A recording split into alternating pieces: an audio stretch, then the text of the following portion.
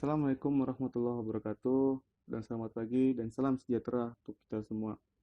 Wah, gimana nih kabarnya adik-adik? Semoga sehat selalu ya di masa pandemi seperti sekarang. Dan jangan lupa semangat walaupun kita belajar dari rumah.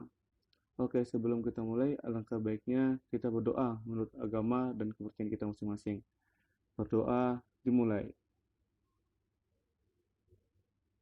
Selesai. Oke, sebelum lanjut, Bapak akan menjelaskan materi apa yang kita pelajari hari ini. Materi yang kita pelajari hari ini adalah dinamika penduduk Eropa, Afrika, dan Australia. Ini adalah kelanjutan dari materi di minggu sebelumnya, yaitu dinamika penduduk Asia dan Amerika. Next. Oke, yang pertama, dinamika penduduk Eropa. Kita tahu benua Eropa adalah salah satu benua di dunia dengan jumlah penduduk mencapai 730 juta jiwa pada tahun 2005. Sedangkan pada tahun 2015 mencapai angka 742 juta jiwa. Sedangkan pada tahun 2020 mencapai 748 juta jiwa. Pertambahan ini relatif rendah karena didasari oleh kelahiran dan kematian yang seimbang. Dengan laju penduduk mencapai kurang dari 1%, yaitu 0,2% per tahun. Untuk persebarannya, penduduk benua Eropa ada di 3 wilayah yang banyak gitu ya. Pertama ada Eropa Utara, ada Eropa Barat, dan juga ada Eropa Timur. Jadi 3 inilah paling banyak persebarannya di benua Eropa.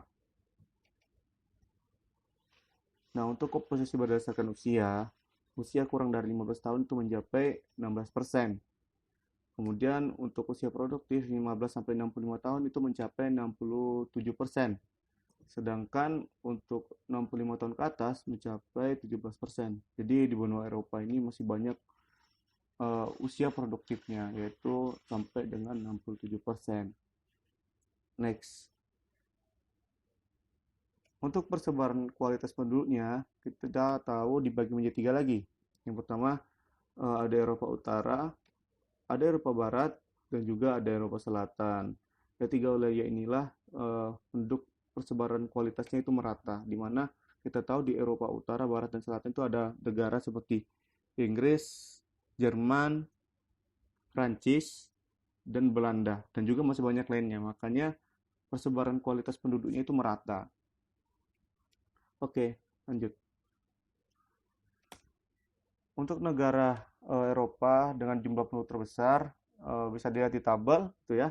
Pertama ada Rusia dengan 146 juta jiwa. Kemudian ada disusul oleh Jerman, Inggris, Perancis, Italia, Spanyol, dan Ukraina. Dan inilah penyumbang terbesar negara di Eropa dengan jumlah populasi penduduknya yang terbesar gitu ya. Jadi mereka inilah penyumbang terbesar populasi di Eropa. Oke, untuk rasnya kita tahu di mana benua Eropa merupakan ras Kaukasoid terbesar. Tapi di sana dibagi lagi gitu ya, jadi 5 suku bangsa dengan ciri-ciri seperti berikut. Kemarin ada ras Nordik gitu ya dengan ciri fisik rambut pirang, mata biru, tengkorak panjang, dan muka sempit. Untuk persebarannya ada di Eropa Barat dan juga Eropa Utara. Kemudian ada bangsa Alpen dengan ciri fisik rambut hitam, mata hitam, tengkorak lebar, dan tidak terlalu tinggi. Untuk persebarannya ada di Eropa Tengah dan Eropa Selatan. Kemudian ada bangsa Mediteran dengan ciri fisik rambut hitam, mata hitam, dengan tengkorak menyerupai bangsa Alpen. Untuk persebarannya ada di Eropa Selatan. Kemudian ada bangsa Slavia, untuk ciri fisiknya menyerupai bangsa Alpen. Untuk persebarannya ada di Eropa Timur. Kemudian ada bangsa Dinarik dengan ciri fisik memiliki rambut gelap. Dan untuk persebarannya ada di negara Rumania. Oke, kemudian Eropa memiliki banyak sekali agama gitu ya. Pertama ada agama Katolik, itu persebarannya dari Perancis sampai dengan Polandia. Kemudian ada agama Kristen Protestan, itu dari Inggris sampai Skandinavia. Kemudian ada Kristen Ortodoks, itu Rusia sampai Montenegro. Kemudian Islam dari Bosnia, kemudian Albania. Kemudian Yahudi, itu di Rusia. Ini berarti banyak sekali ya untuk agama yang ada di Eropa. Next, kemudian Eropa juga memiliki bahasa yang banyak. Salah satu contohnya ada bahasa Inggris, bahasa Rusia, ada bahasa Jerman, ada bahasa Spanyol, dan juga bahasa Portugis, dan juga bahasa Perancis. Kemudian ada bahasa-bahasa lainnya. Kemudian Eropa juga banyak sekali nih budayanya. Salah satunya aja kita bisa tahu adalah seni patung yang dari Itali, kemudian ada makanannya, kemudian ada lukisannya yang terkenal ya. Kemudian yang kita tahu yang paling terkenal ada di Itali, yaitu seni patung gitu ya, yang bisa kita lihat di sana. Ini salah satu contohnya di Itali yang bisa kita lihat dengan arsitekturnya, bangunan dengan memiliki patung-patung yang bagus gitu ya. Oke, next. Yang kedua, kita akan mempelajari dinamika penduduk Afrika. Nah, kita tahu benua Afrika adalah salah satu benua terbesar di dunia dengan jumlah populasi penduduk mencapai 1.171.000.000 jiwa. Ini menurut BPDS pada tahun 2015.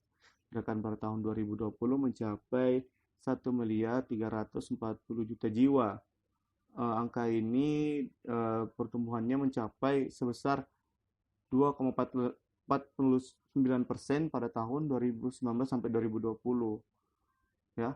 Ini jika dihitung pertambahannya sebanyak 32 juta jiwa. Next. Nah, untuk persebarannya benua Afrika itu persebaran penduduknya ya. Ada di Eropa Utara, Afrika Utara, Afrika Selatan, Afrika Barat, dan juga Afrika Tengah. Jadi 4 wilayah inilah paling banyak persebaran penduduknya. Untuk negaranya dengan jumlah penduduk terbesar gitu ya. Pertama ada Nigeria, Ethiopia, Mesir, ada Kongo, ada Afrika Selatan, Tanzania, dan juga Kenya. Dan populasinya bisa dilihat jumlahnya di tabel. Dan Nigeria yang paling tinggi dengan jumlah populasi mencapai 206 juta jiwa. Jadi ini adalah penyumbang negara Afrika gitu ya. Benua Afrika salah satu penyumbang terbesar populasi penduduknya. Oke. Untuk kualitasnya menurut Human Development Index itu sangat rendah. Walaupun ada sih negara-negara yang lumayan tinggi seperti Aljazair dan juga Tunisia.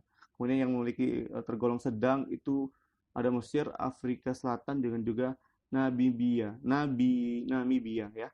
Kemudian untuk yang rendah itu ada negara Sudan, Ethiopia, Kenya, dan juga Chad. Next, kemudian untuk ras benua Afrika itu salah satunya yang kita tahu adalah ras Negroid ya. Paling besar di sana adalah ras Negroid. Walaupun ada juga ras-ras seperti Kaukasoid yang ada di sana di daerah Arab. Dan ras ini digolongkan menjadi 4 kelompok besar. Yang pertama ada ras Negro. Ini adalah contohnya adalah suku Kikuya, suku Zulu, dan suku Sudan, dan juga suku Bantu. Kemudian ada ras Kaukasoid. Ini keturunan Arab ya. Ada di Laut Tengah. Sukunya adalah suku bangsa Semit dan suku bangsa Hamid. Dan kemudian ada ras Kaukasoid keturunan Eropa, ini berada di Afrika Selatan. Kemudian untuk suku pribumi, contohnya saja ya, ini ada di suku Busman dan juga suku Hotento di Afrika Selatan. Kemudian Afrika banyak sekali memiliki agama gitu ya. Kita tahu ada agama Kristen, Islam, Hindu, Yahudi, Katolik, dan juga animisme. Jadi di sana masih mempercayai nenek moyang gitu. Oke, next.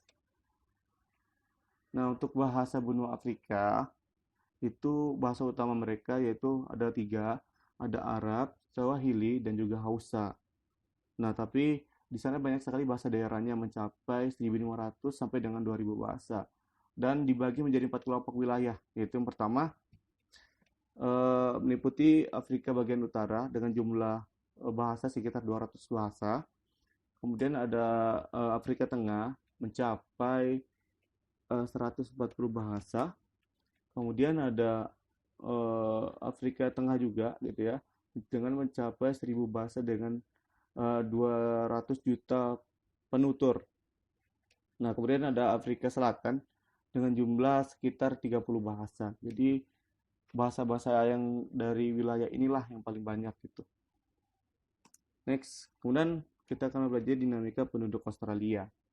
Nah, penduduk Australia merupakan salah satu benua ya, benua terkecil di dunia dengan luas wilayah mencapai 7.690 juta kilometer persegi dengan jumlah penduduk mencapai 23.900 jiwa pada tahun 2015 dan pada tahun 2020 mencapai 25.499 juta jiwa.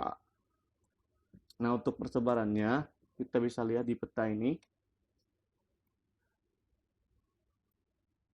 Yang wilayahnya orange, ya wilayahnya orange seperti ini. Ini adalah populasi penduduk tertinggi. Kita bisa lihat persebarannya hanya di daerah wilayah pantai saja atau tepian pantai, ya. Nah, kenapa? Kenapa hanya di daerah seperti ini saja yang banyak penduduknya? Di daerah tengah, ya kita tahu di tengah-tengah benua Australia adalah gurun yang sangat luas. Makanya persebaran penduduk di sana itu tidak ada. Rata-rata memang di benua Australia itu banyak di daerah tepian pantai. Contohnya saja di Sydney dan juga New Zealand. Oke, next.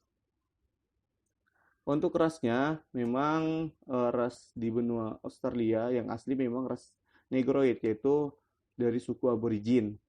Ya. Tapi dikarenakan ras pendatang, suku aborigin sekarang sudah mulai punah, ya, bahkan sudah langka di benua Australia. Dengan ras pendatang seperti Caucasoid dan juga Mongoloid, gitu ya, di mana ras Caucasoid ini banyak sekali datangnya, sehingga untuk besarannya mencapai 92%. Kemudian untuk ras Mongoloid itu 7%, ya.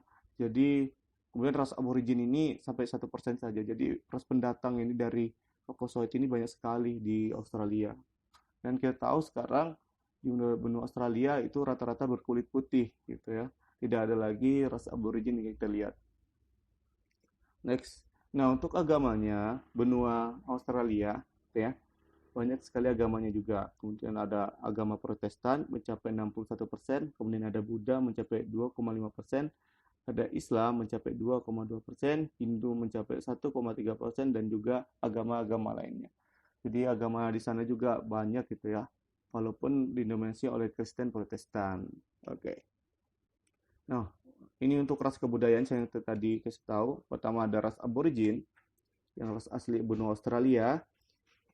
Kemudian ada festival Yabun, adalah salah satu kebudayaan yang ada di Australia yang diadakan oleh suku aborigin. Next ya. Terima kasih sudah mau mendengarkan gitu ya, dan juga mau menonton video ini.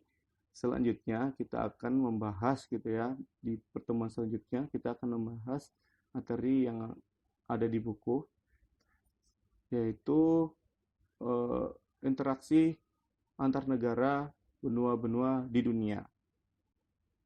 Dan jangan lupa semangat belajarnya, dilihat lagi buku yang ada dikasih oleh sekolah, yang dikasih oleh guru, dan jangan lupa lihat video-video di YouTube terkait dinamika-dinamika penduduk di dunia. Dan juga jangan lupa dipelajari ya, sekali lagi jangan lupa dipelajari materi yang akan kita